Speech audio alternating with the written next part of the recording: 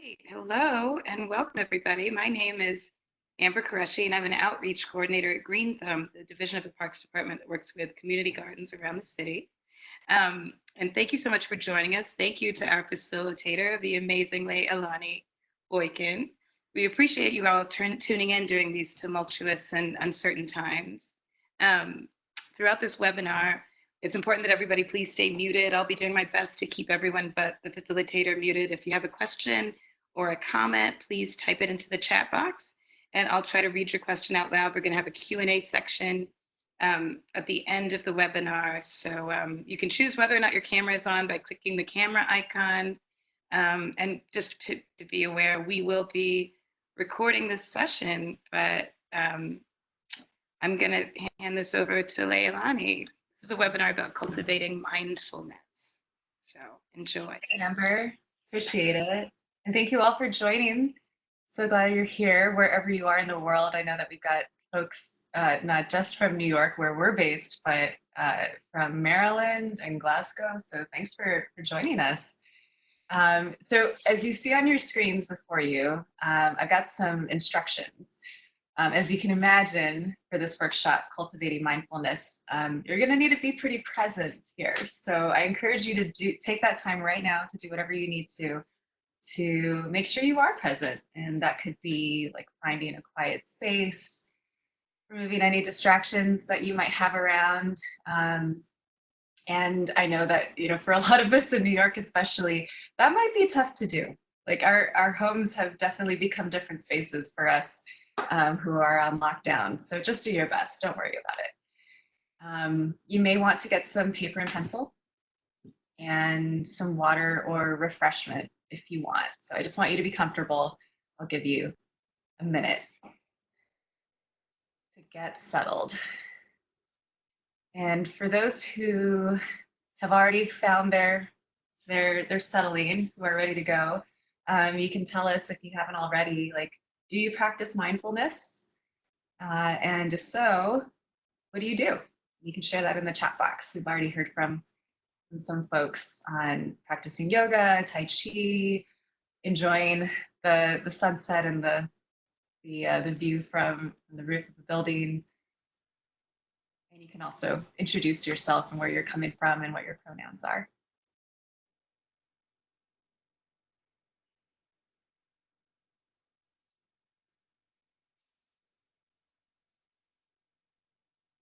Oh, hi, Veronica. Welcome.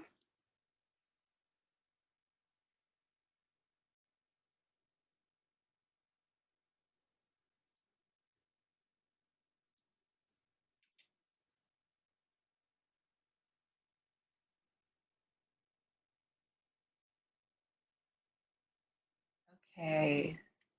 So don't worry if you are still getting settled, you'll catch up with us and that's just fine. So we're going to start off with some centering and grounding ourselves. So, and I don't mean grounding like you ground your kids when they misbehave. Grounding as like a way to really settle in and like be present in the space. And so we can start with centering, which is usually a breathing exercise. And some of you have your cameras on, and that's great. If you want some privacy, feel free to shut your cameras off. You can just click on the icon of the video camera until it's red. Happy to see your faces, but it's totally up to you and what makes you most comfortable. So wherever you are, however you are, whether you're sitting or standing, just make sure that your back is straight and your feet are flat on the floor. Go ahead and close your eyes. Take one deep breath.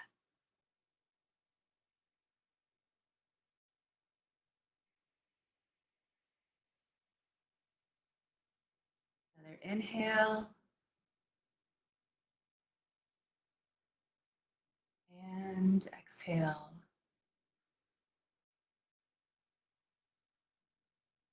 And as you continue breathing, try to count to 5 on each inhale and each exhale.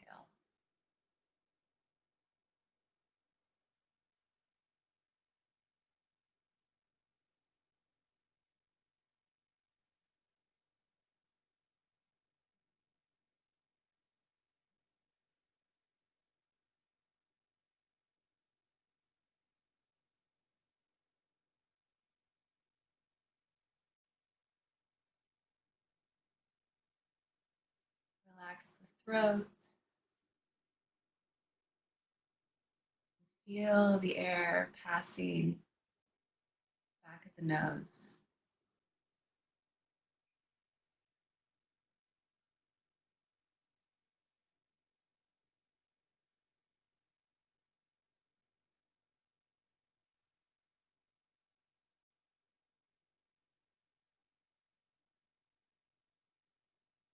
As you keep breathing,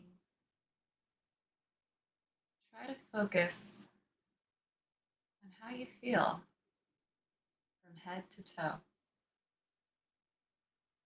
Focus on each body part. Can you feel the hair on your head? Maybe glasses on your ears?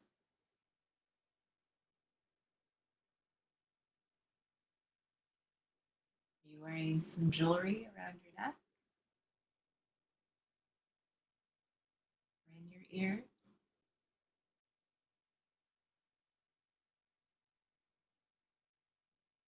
Maybe you feel the weight of your shirt on your shoulders.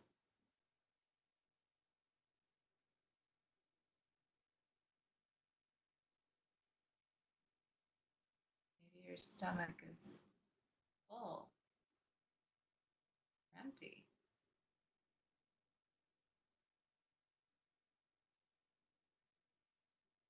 Going down to your hips. You're sitting, feeling of your sits bones on your seat. How your hips are holding your torso up.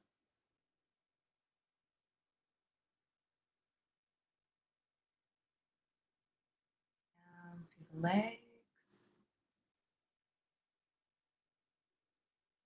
your knees.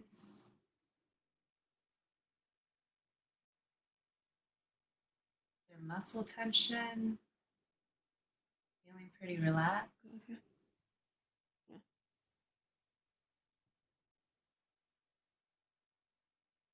Down to your feet, feeling where your feet hit the floor. Feeling that pull of gravity through the floor and then down into the earth.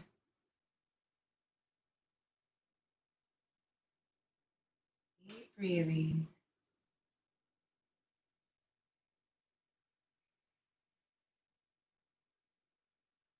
And imagine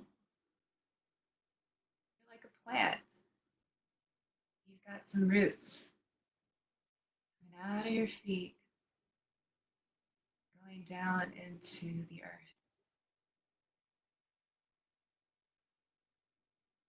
rooting themselves in our planet.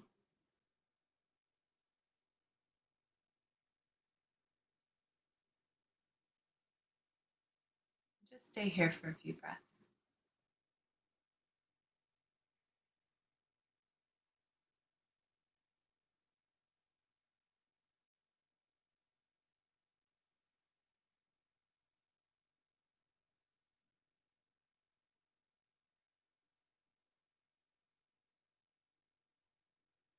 If you want, maybe extend some gratitude. We are creatures of the earth. This planet sustains us.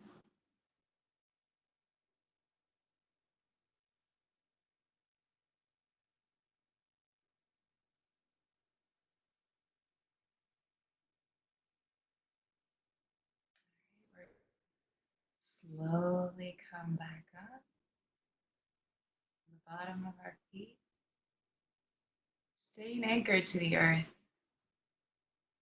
just bringing our awareness up through our body, our ankles,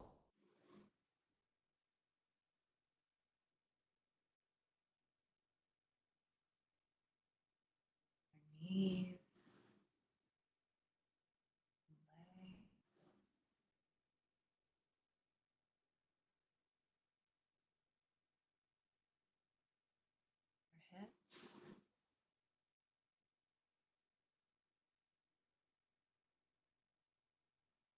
stomach,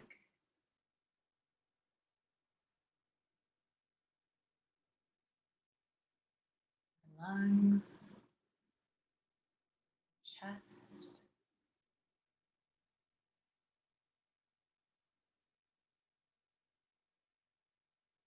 throat.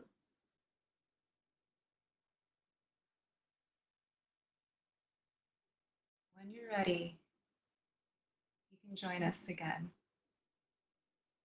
slowly opening your eyes.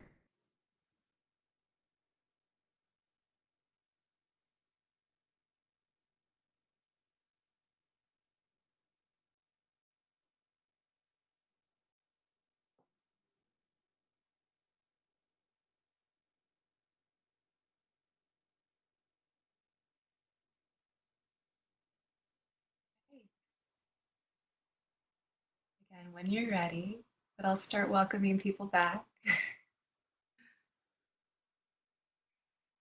see some smiles. And others, I totally respect your privacy of wanting to be in this personal space with yourself. So I want to recognize that some of us might be feeling really good right now. I'm personally feeling really calm. Whatever nervousness I had leading up to leading this webinar is gone. And I just feel really grateful for being with you all. Yeah, it feels really good. But it may be that some of you feel a bit confused. Maybe you're new to this.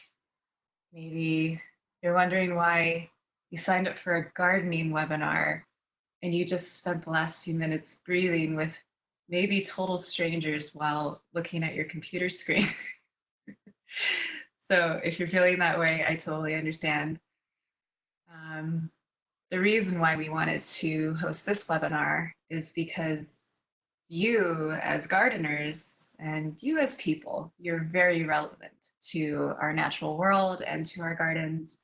And it's very important that you take the time to take care of yourself and not just tend to the plants and the other living things around you. And you've probably heard this. It's a pretty popular concept of self-care and just putting yourself first in a nourishing way so that you can do your best work for the world. And so just like we've got seed packets that give us instructions on how to plant our seeds, right? Where to grow them, how to grow them, how much sun they need, maybe how much water they need, the type of soil they need. These are my African marigolds that I recently planted.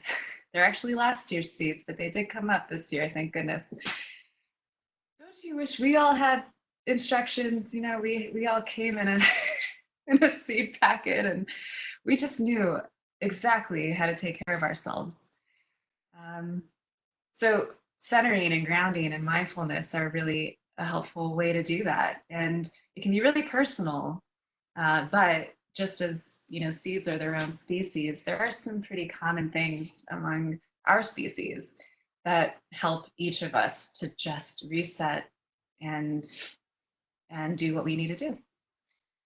So that's our hope today, is that we can provide some mindfulness techniques and practices so that you can do the work that you want to do in this world. So we just did some centering and grounding, and the centering was, I like to call it the above ground work, right? If we want to imagine ourselves as plants and seeds that become plants, the centering is the above ground work. We are getting in touch with our bodies, and we need to be aware that we need to center at the moment. So we need to tell ourselves to start breathing and really helping ourselves to get to that higher point of awareness so that we can actually start to go deeper, where we actually ground ourselves. So this can be thought of as a personal foundation. Like how do you personally root yourself with the earth, with or it doesn't even have to be with the earth. For me, that's pretty relevant, and I think for a lot of you it is, as a lot of you on the line are gardeners. But what are the conditions that allow you to take root, to say, yep, this is where I'm going to stay right now, or these are my values right now, and this is what is actually making me stand up for the things that I believe in and for the things that are going to help me to make great decisions. So I want to say that grounding, in order to get to grounding, you have to center yourself. But we use grounding because we really need stability. Just like plants can't move. We're like moving plants, right? But we still need that stability in our lives and something to anchor ourselves into something nourishing. So asking the question, when could you use some stability? I'm sure a lot of us would answer that question with, well, how about now? It's a really crazy world right now. And arguably it was before COVID-19 happened. But this virus and pandemic has turned our worlds upside down. Every single one of us, no matter what the situation is, what our situation is, we've all in some way, shape, or form experienced inconvenience or uncertainty, loss, stress. And it's not like stress just started when the pandemic happened. Like we all operate with a fair number or level of stress in our lives. So it's really important for us to keep that stable ground wherever we go. And mindfulness is just a great way for you to tap into that whenever you need it. So I want to talk to you. If we're going to talk about mindfulness, we've got to talk about how our minds actually work. I'm not a neuroscientist, and this is a really simplified version of a model of our brain. So I apologize to anyone who is a neuroscientist out there. I don't mean to minimize that field, but this is just a way that helps me understand, like, why are we thinking the way we do? Why are we feeling the way we do? And what can we do about it? So there are we've got millions of neurons in our brain, right? And they are firing off messages constantly, even right now, as you're listening to this webinar, as you are looking at the slides. Like there's a lot of communication going on in your brain, and those neurons tend to pull themselves into networks. And there are three really big ones in our brains, and they've come to be known as the body brain, the emotional brain, and the thinking brain. And I'll go through these in detail. So your body brain, which is often called our reptilian brain, so that regulates basic bodily functions, your heart rate, your breathing, all of those unconscious actions that are keeping you alive right now. You don't have to think about breathing, although we did just focus on breathing. That's more conscious breathing. But when you're just trying to, give yourself some oxygen throughout the day, you don't have to think about it. Neither do lizards, neither do most animals. They just continue breathing. This is also a part of the brain that instinctively reacts. So think of a reflexive behavior. If you happen to touch a hot stove, how you quickly yank your hand away. That's coming from your body brain or your reptilian brain. Next up is our emotional brain. This is where we start to process images and music, and we get emotions from it, or we get motivated by it. We create our memory from it. It's also where our fight or flight response comes in, which is driven by fear or anxiety, other emotions. Should we stay in fight, or should we run away? And our emotional brain often dictates our behavior. We've got to do a lot of mindfulness practice in order to ensure that our emotions don't completely take over how we're thinking and how we're acting. And then finally is our thinking brain. And this is what really differentiates us from any other animal on Earth. We have arguably, maybe dolphins are just as intelligent, but we have a really a massive thinking brain. And this is where we do all of our reasoning, our problem solving, our learning, working with others. Basically, this is the brain that we're expected to operate from most of the time in our jobs, in our family lives, and this is where we are expected to function at.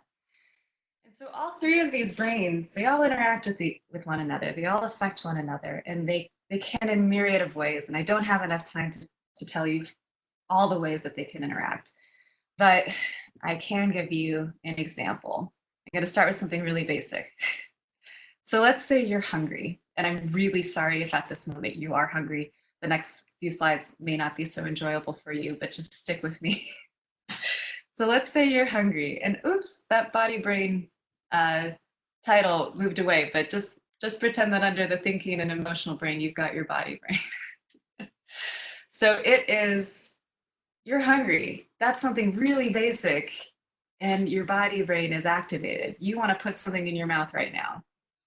But let's say you're at the garden or you're somewhere that and you haven't brought any snacks. Maybe you didn't want to, encourage any critters to come by and ruin, the bounty that you have and the crops that you're cultivating.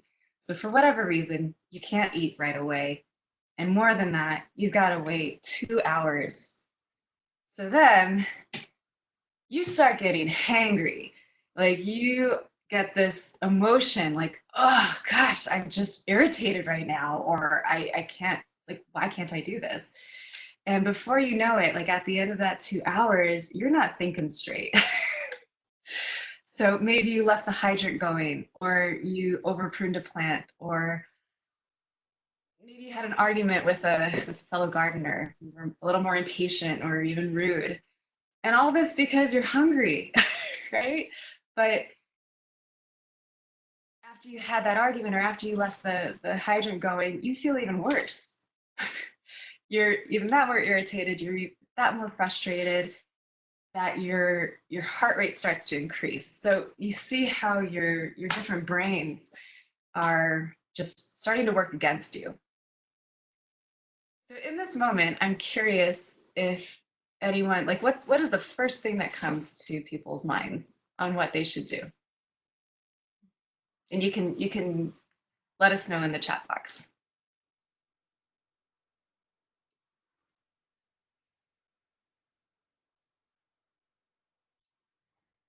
Turn off the hydrant, definitely.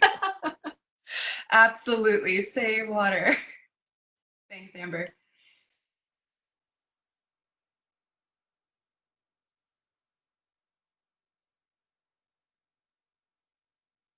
Carolyn, haha, go and eat. Yes, of course. Go and say sorry to the person who I was rude to. Thank you, Namrin. These are all great answers. Okay, so a lot of these seem obvious right now, right? Take a breath, Casey says. Very good, very good. You're actually going to demonstrate the point I want to make. So it seems so obvious to us right now, but we're sitting in our homes. I just outlined this whole situation to you, but remember, you're getting kind of hijacked by your own brain. Like, let's just say you are so out of sorts, you forgot you were hungry. And all you feel is irritated and frustrated. So that's when you really need to get into mindfulness. That is what is so powerful about becoming more aware and conscious about what's around you. Mindfulness is also, I just read Victor's chat, buy a Snickers bar. Yes, another good answer. So with mindfulness, we want to resist or break that cycle of stress because you're just going to keep going. Your brain, it honestly doesn't know any better unless you make a point to stop it. It will keep cycling through these emotions unless you interrupt it. So mindfulness can help us not to overreact or get overwhelmed by these external forces or stimuli. We all do it. We all know how to do it. It's just that some of us are really well practiced at it, and some of us need a little more practice at it. So, in practicing, as you know, it makes something a habit, and it's a lot more readily available for us when we need it most. So I'm a real fan of this stuff. It's helped me and a lot of my family and friends and colleagues. So let's think about, like, there are so many different ways to begin mindfulness. You could just Google mindful techniques or mindfulness and find so many different resources. This is a process and a model that I find I like to use because it just makes sense to me. So I hope that it'll be helpful for you too. So it starts off with centering and grounding. I know there were recommendations to eat, like, duh, we need to eat. But if you couldn't even notice by that time, you were so angry, you couldn't even notice that you were hungry. You're just angry. If you can't even get to step 3 of noticing, then there's no way that you're going to be able to think well and actually take action in solving the root of the problem. So this model, I hope, will be helpful to help you think through just where your brain needs to be and where your brains need to be. So in the example of being hangry, let's say that you did take those 5 deep breaths, or that you did some grounding, and we'll do this activity in just a bit. Then you started to realize, oh, that's right, I haven't eaten in 2 hours. Let's get a Snickers bar. Okay. And you quickly, like, it seemed obvious, but really you were taking those steps of discerning and deciding, because you identified, what can I do about my hunger right now? If you do have, that food available, then you can actually take control and get that Snickers bar.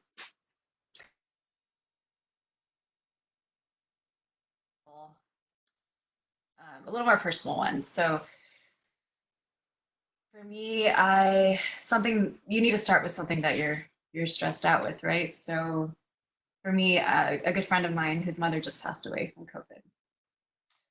And so I've already done my centering and my grounding with you all. But right now I am noticing how I'm feeling. I'm feeling angry. I'm feeling heartbroken and guilty that he has to endure this kind of pain, and I can't. I'm not having to endure it. But it's important that I don't judge myself on it, because that can start to, you can go down a spiral path of negative thinking that can get you outside of mindfulness and, like, really into your emotional brain. So the trick to noticing is to, like, get yourself ready for being able to think. So I've acknowledged how I felt. What can I do about it? Well, I can't help that he has this loss, but maybe I can help him feel a little better. And so let's order a care package to be sent to his house. I acted on it. I thought, okay, this is what I can do, and then I can move on. And yeah, my heart is still breaking for my friend, but I know that I'm understanding what's in my control, what's in my power, and appreciating that. So I want to know, that was a lot. And I'm curious if anyone has any questions right now. We can open up the chat.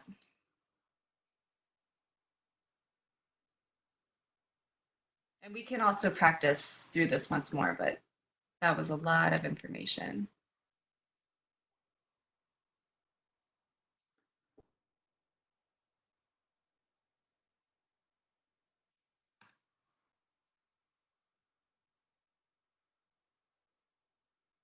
good. I'm glad that it's resonating with some folks. Oh, thanks, Carolyn. I really appreciate that. Okay.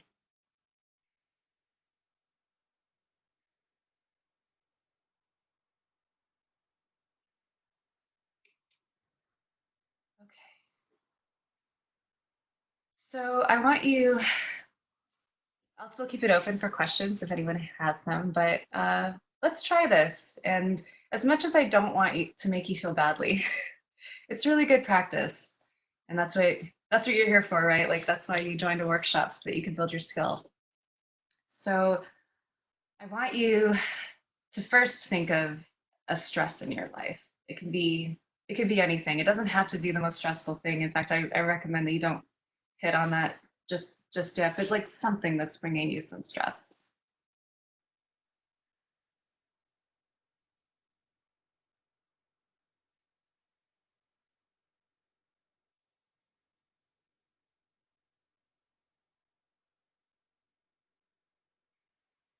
Once you have an idea what that is, let's go ahead and take 5 deep breaths.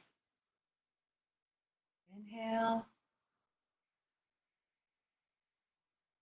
and exhale.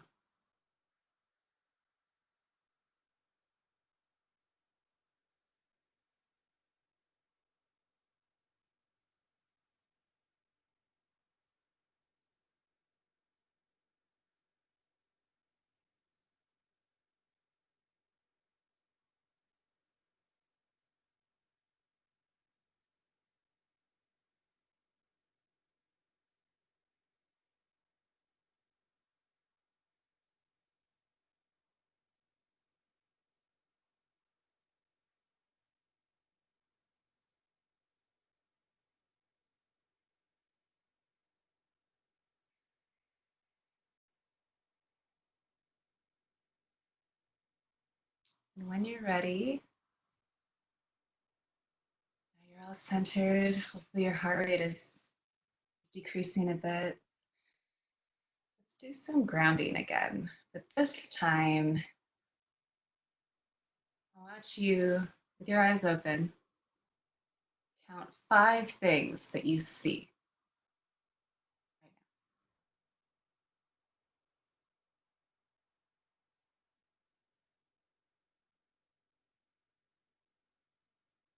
And if you want, you can write it down. You can tell us in the chat box,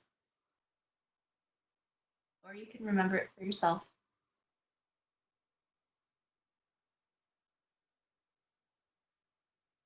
And after those 4 things, or after those 5 things that you're seeing, identify 4 things that you hear.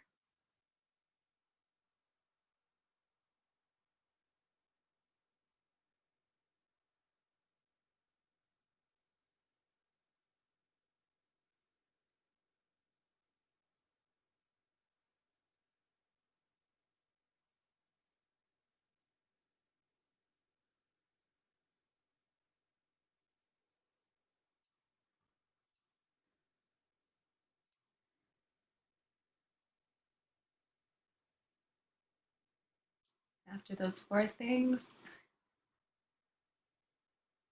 identify 3 things you can touch or feel.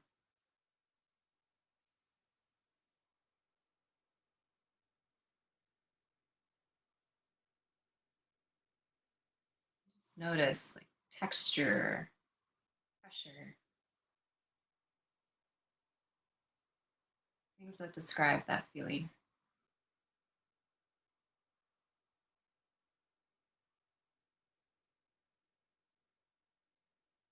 I want you to notice 2 things you smell.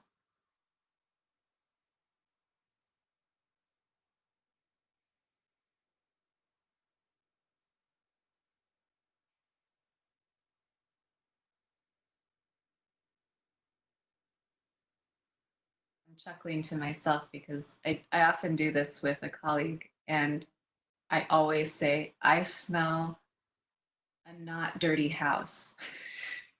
Not a clean house, but that my house is not dirty. That always perks me up.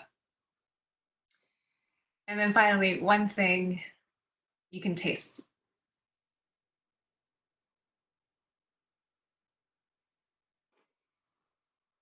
And even if you don't have a drink or something to snack on, just notice the taste in your mouth.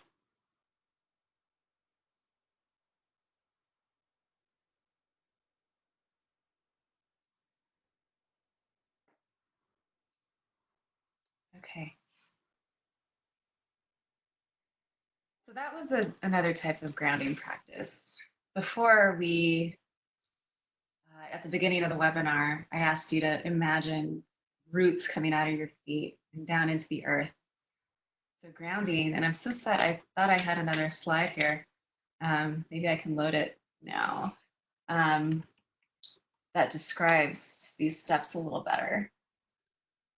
I think I accidentally deleted it. I'm so sorry. So grounding is about focusing on your senses, connecting to the earth, or connecting to your personal foundation. And it's helping you to get ready to notice, right? The next step. So in fact, you already did a lot of noticing, but this is, in this example, you want to notice how you're feeling about that thing that is causing you some stress. So now that you've done some breathing, some centering, and some grounding, now notice how you feel. You feel angry, sad, irritated, frustrated, any of those emotions.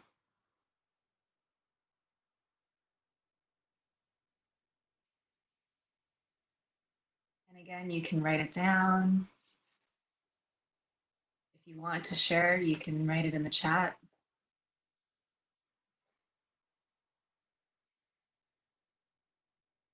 Once you have those emotions identified, we're going to go back into our body brain. Like, where do you feel it in your body?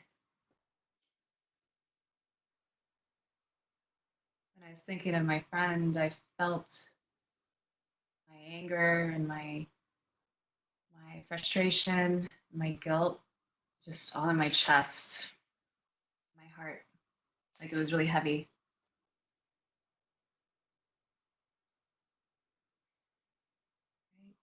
Some of us are feeling tension, our neck and shoulders.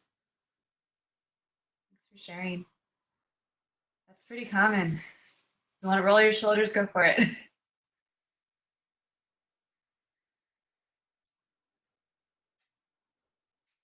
Another key step in noticing is not to judge yourself.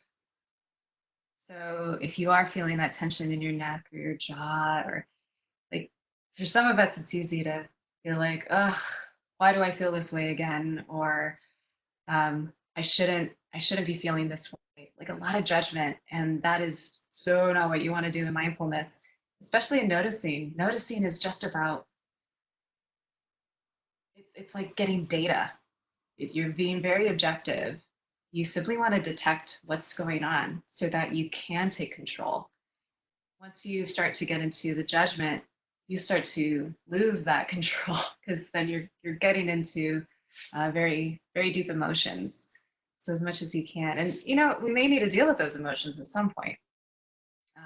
That's not a part of our lesson today, but in terms of getting you to a place to get control and make a decision, just be kind to yourself. Don't judge yourself on what you're feeling and how you're feeling it.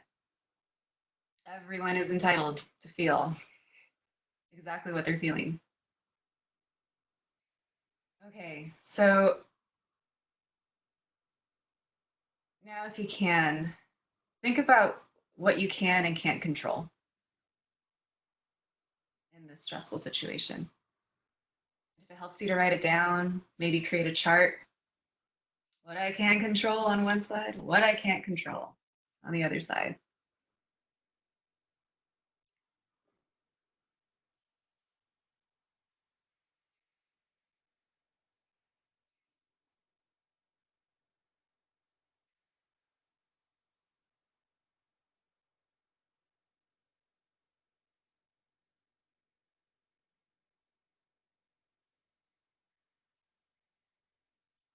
Oops. And again, be kind to yourself. You can't control everything. And what you can control is useful and appreciated.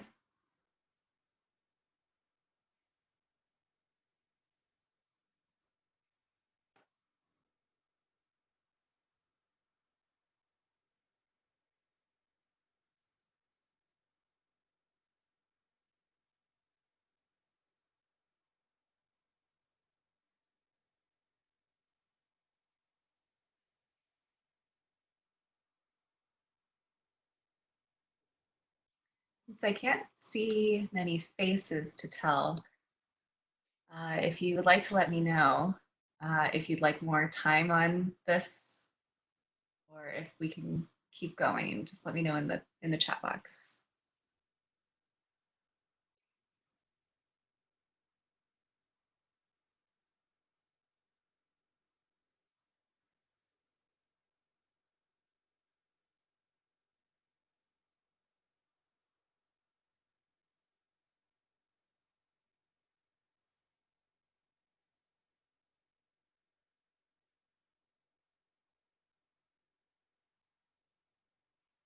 Glad it was helpful, Casey.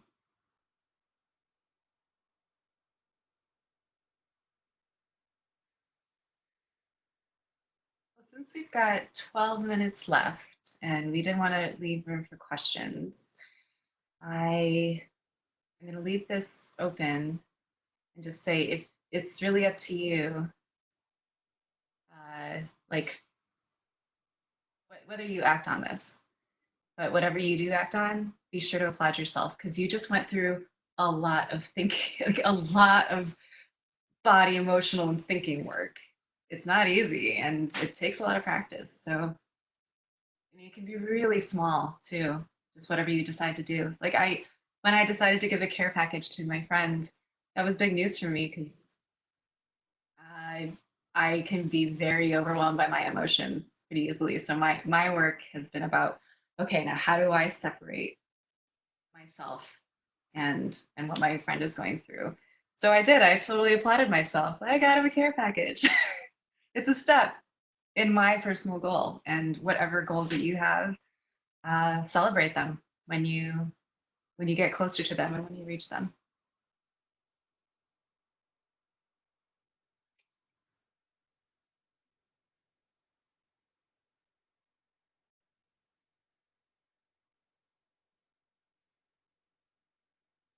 So there is one last a slide I've been not meaning to advance to, but kept doing. One other, it's called a resilience practice. It could be a type of grounding that you do, but I just want to ask folks in this moment, even though you may be still thinking about that stressor, or maybe you've gotten past it. What is one thing that is lighting you up right now or making you feel good? And this I definitely want to see in the chat box. I want to know. There's chocolate, yes. Absolutely. That is totally lighting me up.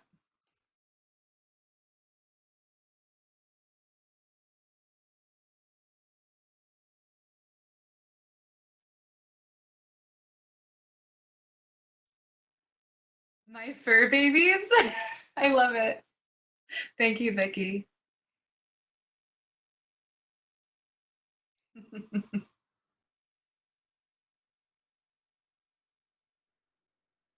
Oh yeah, seeing your nephews after the pandemic. I so hope that comes soon, Chantel. Cooking from Shelly. Awesome.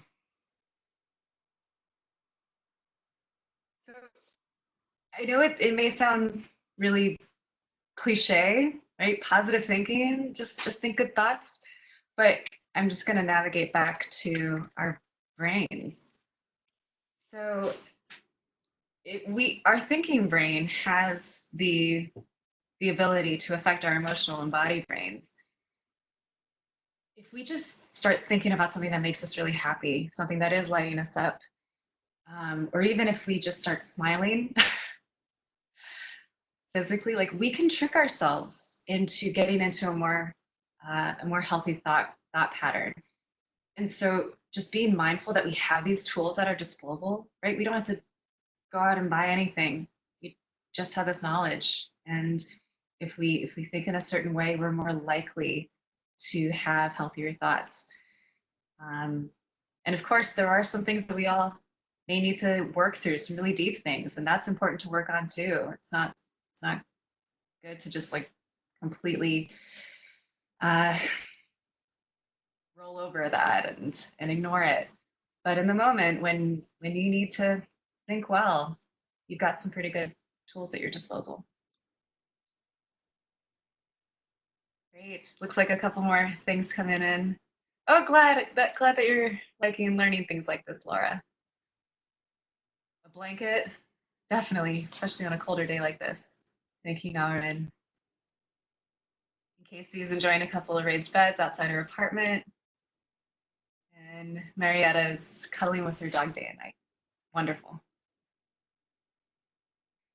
Well, that is all I have. And so I would love to hear questions, comments, your tips for folks on the line on how to cultivate mindfulness.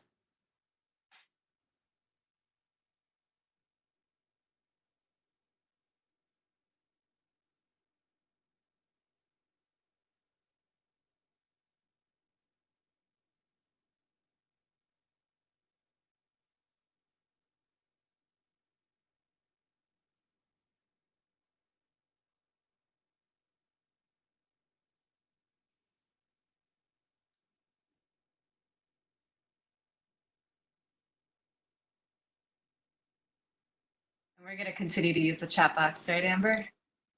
Okay. Okay.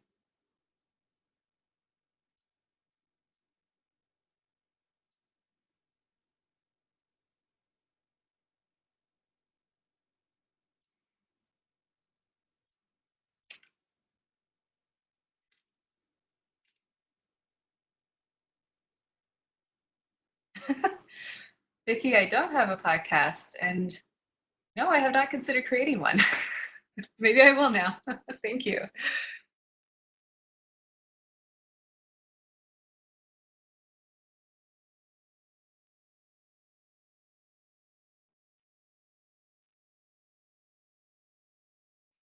So Casey, you've got a book that you just read, The Body Keeps the Score. Nice.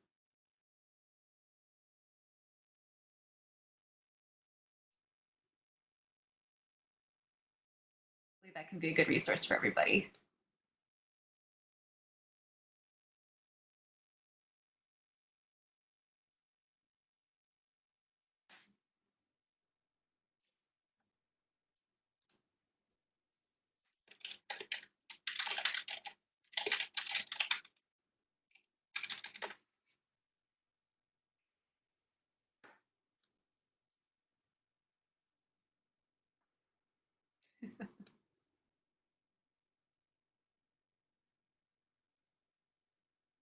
I don't know about anybody else, but I feel a lot more rested and centered and grounded. And we have a question from the chat. How do you know what you can and can't control? Great question. So a lot of this is just getting to know, thank you, Casey, just getting to know yourself. It's something that you'll get better at gauging. But I suppose in the case that it's a question of what you can and can't control, but also what are you willing to work for? What are you willing to work at? And those are pretty deep questions. I would recommend that if you know if you're in a state where you're having a hard time getting to that reasoning and problem solving part of your brain, that you're just really stuck in emotions and maybe you're suffering or ailing physically, that you take a step back, because there's stuff that you need to work on in those lower evolved brains, right? Where you can get to that point where you can really act. And that's what I really like about this model, is that it's not that we, our thinking brain is more important than our body brain. All of it is important, but our body brain can derail everything. It has a lot of power. So does our emotional brain, and it really does affect those higher levels. So whenever you're having that trouble discerning, just figuring out what you can't do, maybe try noticing more, try grounding more. Just go backwards. And I found that my personal grounding has just helped so much in informing what I can and can't control. So keep practicing. That's really, really helpful, Leʻalani. Thank you so much. I'm going to invite everybody to unmute themselves, put on your video if you feel like it, and a round of applause for Leigh, our wonderful, wonderful facilitator. Thank you so much, Leʻalani. Thank you. Thank you. You're all Thank you. This was Thank you. amazing. really amazing. I want to catch a better for being and I followed. I'm like, okay, if you're Italian, to find something in Italian or your theme. So we'll be back here for lunchtime webinars regularly. You can go to the same place. Okay. And thank you again, and hope to see you very soon. I'm going to stop the recording. Thank you so much. Thank you.